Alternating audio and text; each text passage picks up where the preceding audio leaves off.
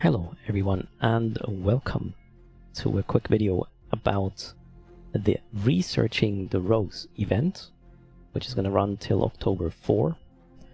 I'm covering the combat sites here, which spawn in high-sec, low-sec and null-sec, the low-sec version being the hardest one. The sites will drop ship skins, overseers effects, cerebral accelerators, air probing boosters, rogue drone materials, blueprints, especially the subverted JVN tag UC49 drone BPCs and the Overmind rogue drone implants. The fit I suggest for the high-sec site consists of a double armor rep with a reactive armor hardener. You want to get your resistance profile as flat as possible. Damage is all over the board. We got a drone damage amplifier for added DPS. The mids consist of 2 Republic Fleet small cap batteries and a cap recharger. There is an afterburner involved, plus the rigs are used to plug resistance holes. We got explosive, kinetic and thermal here. I'm having cloak and probe launcher here with me because I wanted to also run the data sites. Unfortunately, they're currently not visible to players. This is a bug. CCP is working on a fix. You probably can check Twitter or the forum to figure out when it was made available to players. This fit is fairly tanky, but it's gonna be very tricky to run the site and stay alive. It seems the sites, even the high-sec ones, are not exactly meant for people to run this in a cheap setup solo. Access to the sites is only open for Tech 1 frigates, faction frigates and Tech 1 destroyers. So if you run this setup in a high-sec site, keep in mind it's going to be harsh. You need to be ready to overheat. You might even have to pop a exile booster. There's a lot of EVOR going on. We have webs, we got neuting, we have disruption, so you cannot always warp off from the site. And especially the boss does a fair amount of damage. Let's have a look at the high-sec version of the site to see how this works. We will watch the complete run, and then we will have a look at some parts of the high-sec version of the site, which essentially is just more rats and I believe one more spawn in the first room. As I said, the sites are anomalies and they spawn in high-sec, low-sec and null-sec. We're running the Rogue Drone Outgrowth Colony here now, which is the high-sec version of the sites. There is a gate limiting access to the site. Upon warp in, you will have the first wave, which consists of 4 different types of rats, if I'm not mistaken. The scavenger frigates, which will web you, and then you have the guardians, which are going to newt you. Those are destroyers, and there are also some frigates called colony nest foragers. Those are the ones which will disrupt you, so depending on which space you run this, you might want to kill the things pinning you down on grid first, and then maybe the webbers and then the neuters, and you just hit the sentinels at the very end because they seem to be only doing DPS and sometimes target painting. I'm not 100% sure of that. It will Stage 1 will consist of 3 different waves, and as you just saw, the rats do not have any resistances. So the damage type you do is totally irrelevant. You might have seen how the hobgoblins I was using first took a lot of damage. Drone aggro is extremely strong in the sites, but it seems if you run hornets, it is absolutely tankable. And even in the low-sec site, I was using faction hornets and augmented hornets, and they tanked basically the whole site pretty nicely, which is actually a valid tactics to, you know, have your tank not being strained too much. Just leave the drones out, they will tank nicely and you don't get all the shit in your face. Second spawn just happened. The gate is locked until you kill some of the last rats of the third spawn. Until that happens, let's just watch the site for a bit.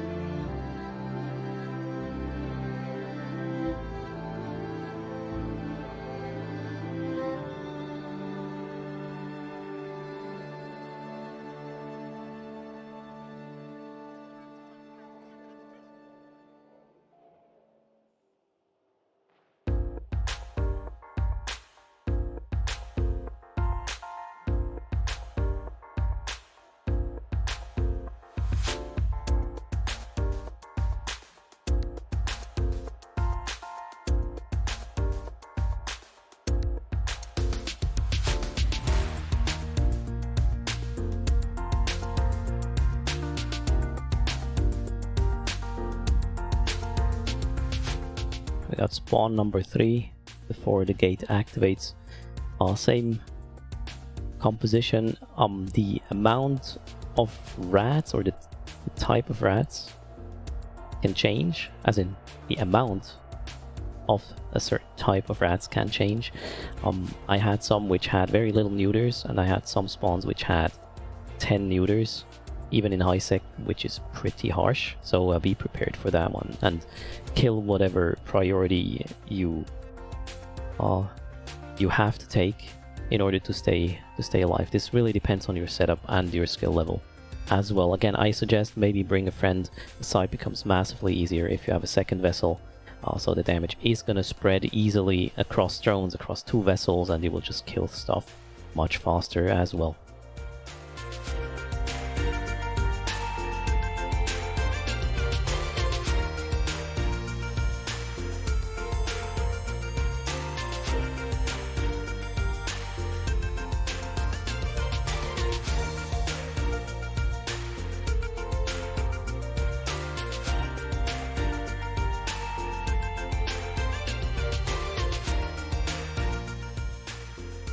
And here we go, lost track goes down. The gate was active a bit earlier. I did actually not notice at what point it became active.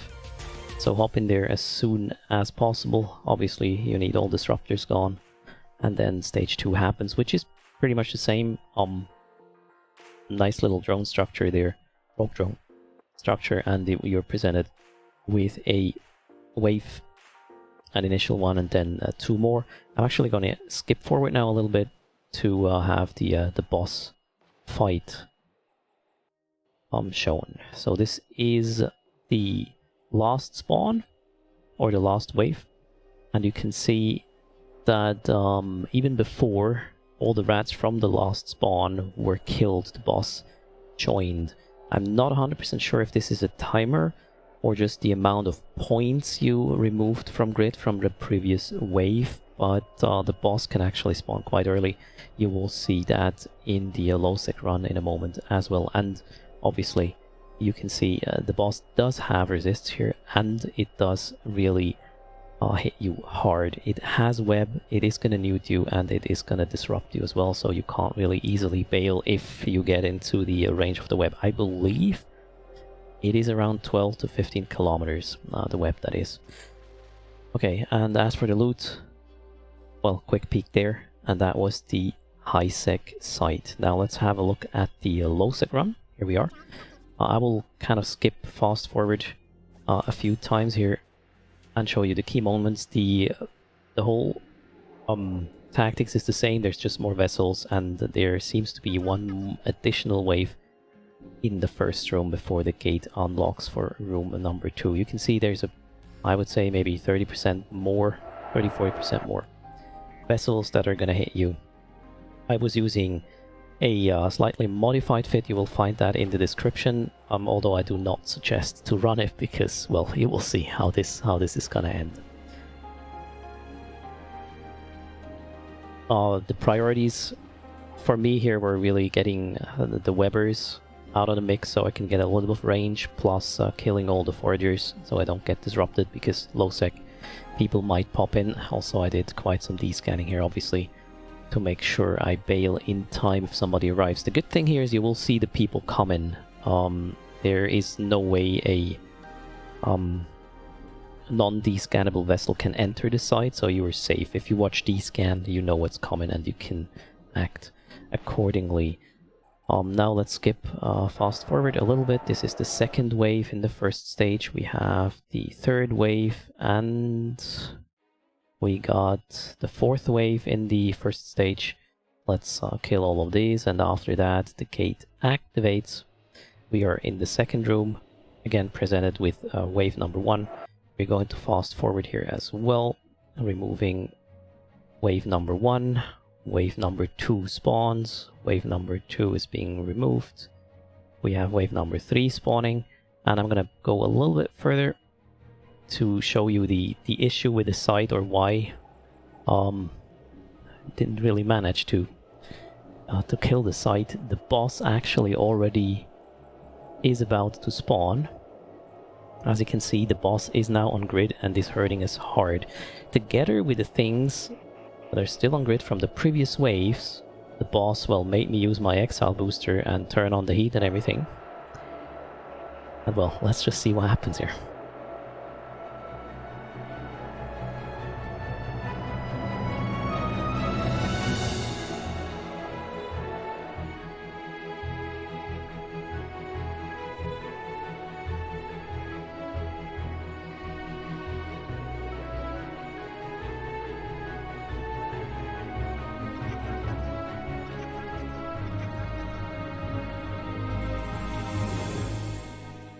And there's Earth gone.